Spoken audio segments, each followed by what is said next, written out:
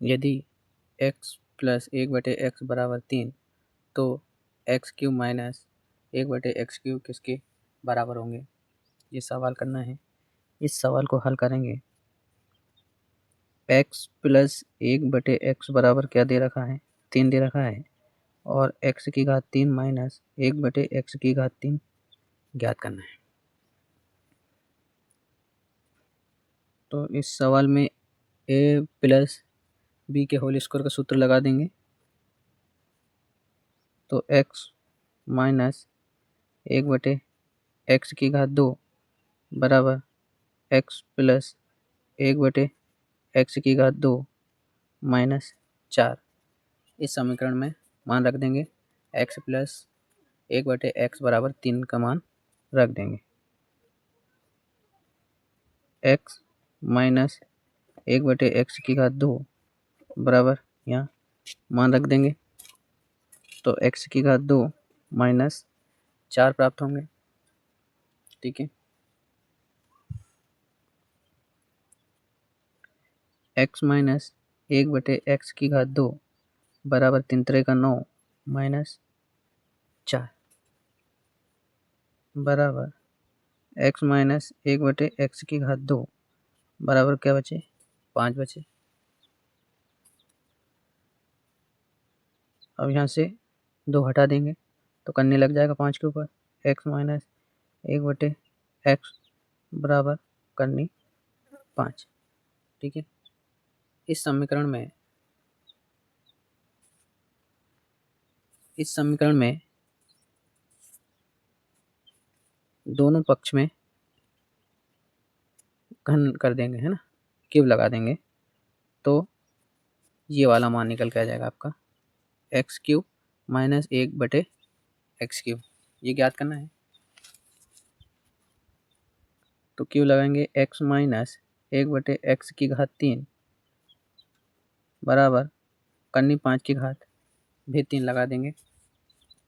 ठीक है, यानी यहाँ पे a माइनस बी के होल क्यूब का फार्मूला लग जाएंगे।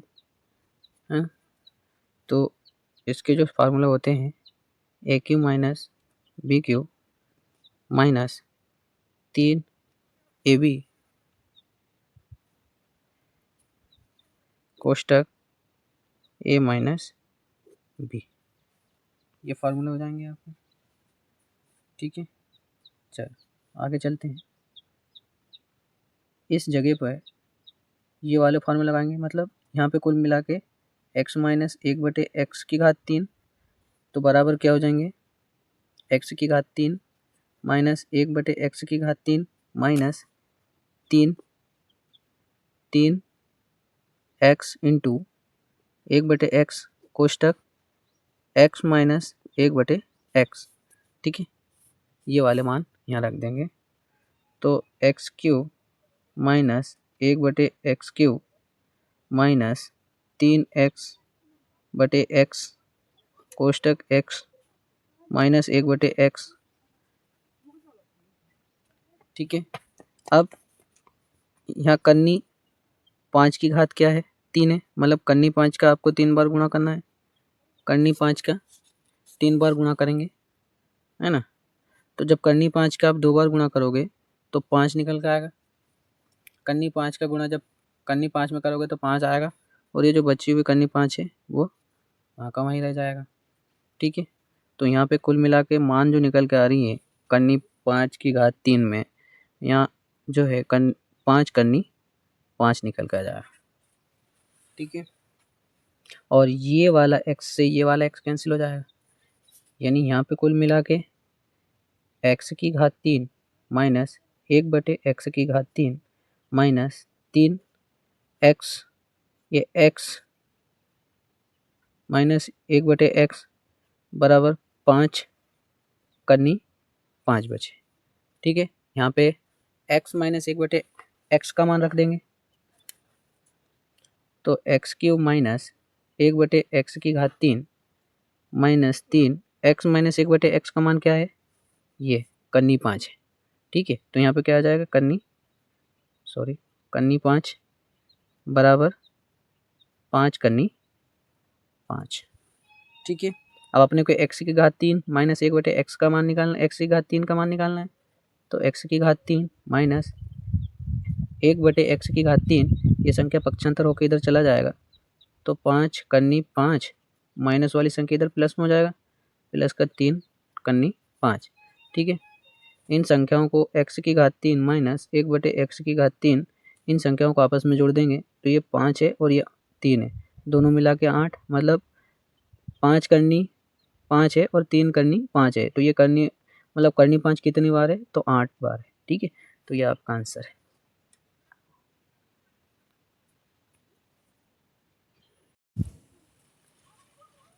यदि x plus Y plus Z बराबर 10 और कोष्टक x माइनस 4 कोष्टक बंद कोष्टक y माइनस 1 कोष्टक बंद कोष्टक z माइनस 5 कोष्टक बंद बराबर -2 है, तो कोष्टक x माइनस 4 कोष्टक बंद की घात 3 प्लस कोष्टक y माइनस 1 कोष्टक बंद की घात 3 प्लस कोष्टक z माइनस 5 कोष्टक की घात 3 का मान क्या है। तो आपके पास क्वेश्चन में दे रखा है x plus Y plus Z बराबर 10 और x माइनस 4 कोष्टक y माइनस 1 कोष्टक z माइनस 5 बराबर -2। ठीक है, अब अगर मैं इस कोष्टक के बराबर a मानता हूँ और इस कोष्टक के बराबर b मानता हूँ और इस कोष्टक के बराबर अगर मैं c मानूँ तो -2, यानी a b c बराबर -2 हो जाएंगे। ठीक है, चलो आगे चलते हैं। यानी अभी मैंने क्या कहा कि अगर मैं a बराबर यानी x माइनस 4 है ना, मतलब x माइनस 4 के जगह में a लिख दूं और y माइनस 1 बराबर में b लिख दूं और z माइनस 5 बराबर में c लिख दूं, तो ठीक है लिख दिया, तो अपने पास a b c बराबर -2 प्राप्त हुए। ठीक है, चलिए अब यहाँ से x का मान निकाल लेंगे। तो -4 पक्षांतर होकर प्लस में चला जाएगा, a प्लस क्या हो जाएगा 4 बराबर x और यहाँ b प्लस 1 बराबर क्या y और यहाँ c प्लस 5 बराबर क्या z। ठीक है, यहाँ से कुल मिला के x का जो मान निकल के आया अपने पास a प्लस 4 और y का मान जो निकल के आया b प्लस 1 और z का मान निकल के आया c प्लस 5। ठीक है, इस मान को ये वाले समीकरण में रख देंगे। ठीक है, इस समीकरण में मान रखेंगे, x बराबर क्या लिखूंगा a प्लस 4, तो x बराबर मैंने लिखा a प्लस 4 प्लस y बराबर क्या लिखूंगा b प्लस 1 और z बराबर क्या लिखूंगा c प्लस 5 बराबर क्या चल रहा है 10। अब देखिए ये a है ना, चार संख्याओं को लिख लेंगे a plus b plus c और देखिए अचर संख्या 4 ये 10, टोटल कितने हो जाएंगे 10 बराबर क्या 0। ठीक है, अगर मैं 10 को पक्षांतर करता हूँ तो यहाँ पे बचेंगे a plus b plus c बराबर 10 माइनस 10 हो जाएगा। ठीक है, यानी कुल मिला के a plus b plus c बराबर क्या प्राप्त हुए 0 प्राप्त हुए। और अगर a plus b plus c बराबर 0 है तो तब आप फार्मूले रख सकते हो कि ए क्यूब प्लस, मैंने क्या कहा अगर a plus b plus c बराबर 0 है तब आप A cube plus B cube plus C cube बराबर 3abc रख सकते हैं। ये वाले फार्मूले रख सकते हैं। ठीक है, तो अब देखिए यहाँ पे a बराबर क्या माना अपन ने, a बराबर क्या माना, मतलब a के जगह क्या लिखना है, x माइनस 4 है ना, तो यहाँ हो जाएगा x माइनस 4 की घात 3 प्लस b का मान क्या दिया है, y माइनस 1 की घात 3 प्लस c का मान क्या दिया हुआ है, z माइनस 5 की घात 3 बराबर यहाँ पे 3।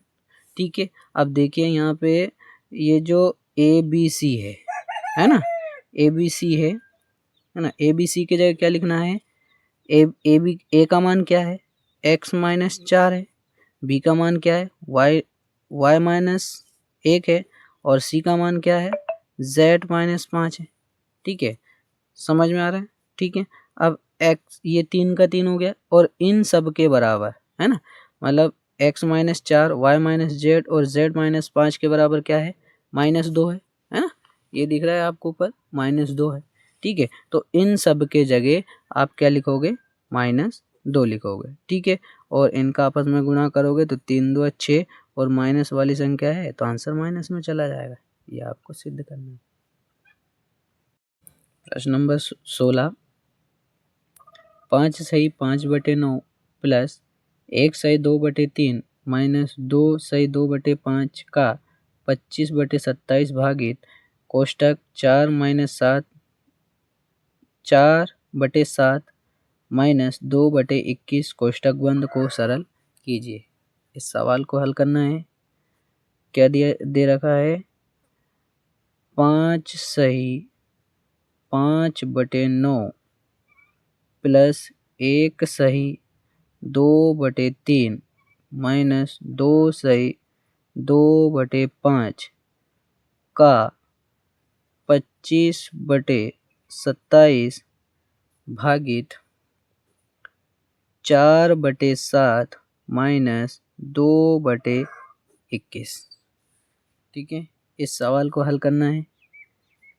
अब ऐसे ये होता है आपका मिश्रित भिन्न, ये कौन सा भिन्न है, मिश्रित भिन्न। ठीक है, भिन्न 3 प्रकार के होते हैं, जैसे मिश्रित भिन्न, मिश्रित भिन्न मतलब इस रूप में लिखा हो, जैसे 5 सही 5/2 कुछ भी लिखा हो। ठीक है, ये होता है आपका मिश्रित भिन्न। और एक होता है उचित भिन्न, उचित भिन्न। ठीक है, उचित भिन्न मतलब जैसे उचित भिन्न मतलब होता है 2/5 लिखा हो, ये हो गया आपका उचित भिन्न। और तीसरे जो भिन्न है वो अनुचित भिन्न है। कौन से भिन्न है, अनुचित भिन्न है। ठीक है, ये भी पूछ लेते हैं कभी कभी, 1-2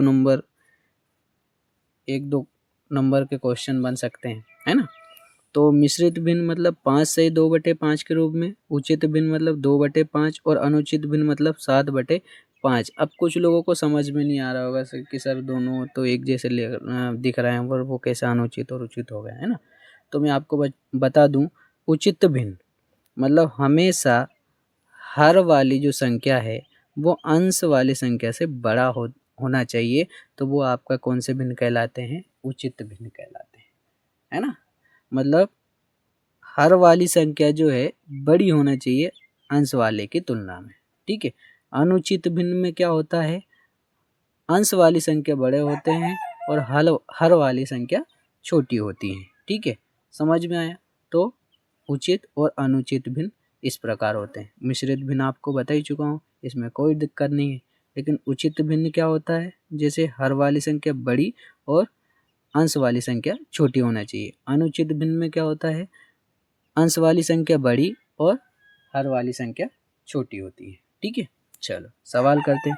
अब इस प्रकार के सवाल में क्या करना है, जैसे 5 सही 5/9 है। ठीक है, इस सवाल को कैसे करोगे, तो कुछ नहीं करना है, जैसे ये हर वाली संख्या है, हर वाले के सामने 5 है। ठीक है, तो ये 9 के सामने क्या है, 5 है, तो 9 का गुणा 5 में करोगे। क्या करना है, पहले 9 का गुणा मतलब 9 का गुणा जो करना है 5 में करना है, और जो ये ऊपर वाली संख्या है इसको जोड़ देना है, और जो बटे में जो संख्या है वही आएगा। है ना। बात समझ में आ रही है। जैसे 9 का गुणे 5 में करेंगे, मतलब 9 गुणे 5 और प्लस में जो ऊपर वाली संख्या है ना, जो अंश में जो भी संख्या है, 1 हो, 2 हो, 3 हो, जो भी संख्या हो, है ना, उस संख्या को आपको प्लस करना है। ठीक है, चलो करते हैं। 9 पंजे क्या हो जाएगा 45, ठीक है, प्लस क्या हो जाएगा 5 बटे 9, ठीक है, बराबर इन दोनों को जोड़ोगे तो 50 बटे 9 आ जाएगा। अब बताइए उचित भिन्न है या अनुचित भिन्न है? तो ये अनुचित भिन्न है। ठीक है, तो चलते हैं, ऐसे हल करना है। ठीक है, चलो मैं कर रहा हूँ, है ना। जैसे 9 का गुणा 5 में करेंगे, है ना, तो 9 का गुणा 5 में, अच्छा मैं बेसिक रूप से आपको बता दूं, मतलब 5 में 9 का गुणा किया और जो ऊपर वाले जो 5 है उसको जोड़ देंगे और बटे में जो है संख्या वही आएगा। ठीक है, यहाँ पे भी प्लस लगा देंगे, ये प्लस वाली संख्या मतलब प्लस का चिन्ह प्लस लगा दिया अपन ने, है ना। अब जैसे 3 का गुणा 1 में करेंगे, यानी 1 में किसका गुणा करेंगे 3 का गुणा करेंगे और ऊपर 2 है तो 2 जोड़ देंगे, बटे में क्या लिखा हुआ है 3 लिखा हुआ है, 3 लिख देंगे। फिर माइनस 2 का गुणा, मतलब 2 गुणे क्या लिखोगे 5, माइनस क्या हो जाएगा, नहीं सॉरी प्लस आएगा यहाँ, है ना। 2 बटे में क्या चल रहा है 5 और का मतलब क्या होता है गुणा, का मतलब क्या होता है गुणा। ठीक है, तो क्या लिखा हुआ है 25 बटे 27। ठीक है, फिर भागित क्या दे रखा है, भागित कोष्टक में, तो भाग करने से पहले कोष्टक वाली संख्या को हल करना है। ठीक है, तो यहाँ पे कोष्टक के अंदर क्या है 4 बटे 7 माइनस 2 बटे 21 है, तो एलसीएम यहाँ पे क्या हो जाएगा आपका 21। जो देखो ये 7 के गुणज है 21, है ना, तो मतलब ये एक दूसरे के पहाड़े में आ जाता है, तो जो बड़ी संख्या है वो संख्या आपका एलसीएम हो जाता है। ठीक है, तो 21 से क्या हो गया आपका एलसीएम। ठीक है, यहाँ हो गया 4, ऊपर क्या लिखा हुआ है 4, है ना। अब 7 का पहाड़ा ऐसा पढ़िए कि 21 आना चाहिए, तो 7 के पहाड़े में 21 कितने बार में आता है 3 बार में, तो इस 4 में 3 का गुणा कर देंगे। ठीक है, माइनस 2, ठीक है, और ये 21 से कम 21 हो जाएगा। ठीक है, कोष्टक बंद। चलो आगे चलते हैं। 9 पंजे क्या हो गया 45, प्लस क्या हो गया 5 बटे 9, 5 बटे 9 प्लस 3 एकम 3 प्लस 2 बटे 3 माइनस 2 पंजे 10 प्लस 2 बटे क्या 5, गुणे क्या चल रहा है 25 बटे 27। ठीक है, भागित क्या हो जाएगा 4 तिया 12, 12 में से 2 गया तो 10 बटे कितना 21, क्या बचे 10 बटे 21। चलो आगे चलते हैं, इनको जोड़ेंगे तो 50 बटे 9 प्लस 5 बटे 3 माइनस